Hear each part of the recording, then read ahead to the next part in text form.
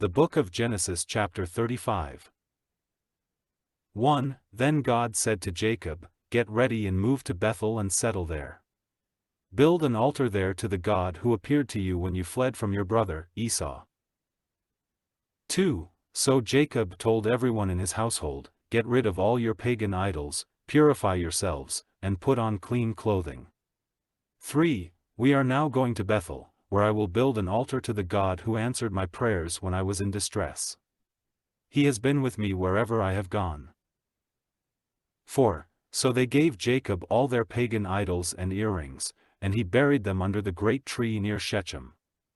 5. As they set out, a terror from God spread over the people in all the towns of that area, so no one attacked Jacob's family. 6. Eventually, Jacob and his household arrived at Luz, also called Bethel, in Canaan.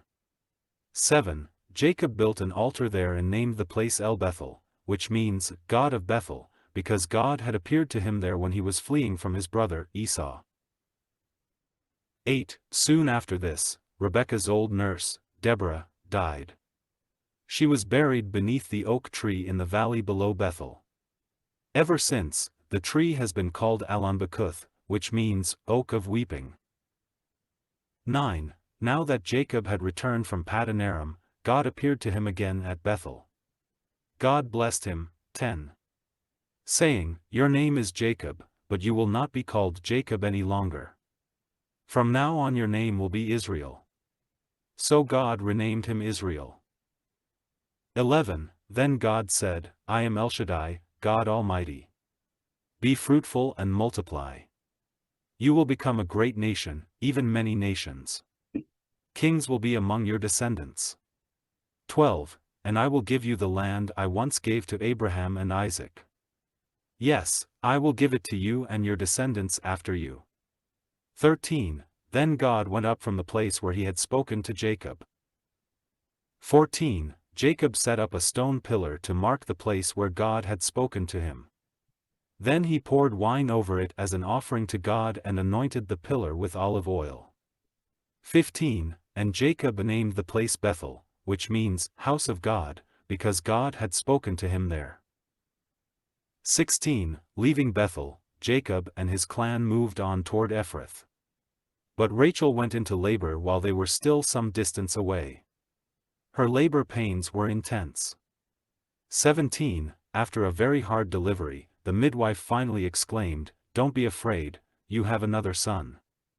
18. Rachel was about to die, but with her last breath she named the baby Benoni, which means, son of my sorrow. The baby's father, however, called him Benjamin, which means, son of my right hand. 19. So Rachel died and was buried on the way to Ephrath, that is, Bethlehem. 20. Jacob set up a stone monument over Rachel's grave, and it can be seen there to this day. 21. Then Jacob traveled on and camped beyond Migdal-eder. 22. While he was living there, Reuben had intercourse with Bilhah, his father's concubine, and Jacob soon heard about it. These are the names of the 12 sons of Jacob. 23. The sons of Leah were Reuben, Jacob's oldest son, Simeon, Levi, Judah, Issachar, and Zebulun. 24. The sons of Rachel were Joseph and Benjamin. 25. The sons of Bilhah, Rachel's servant, were Dan and Naphtali. 26. The sons of Zilpah, Leah's servant, were Gad and Asher. These are the names of the sons who were born to Jacob at Paddan Aram.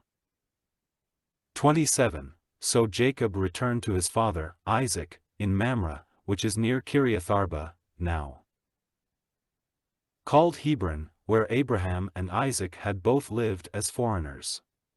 28. Isaac lived for 180 years.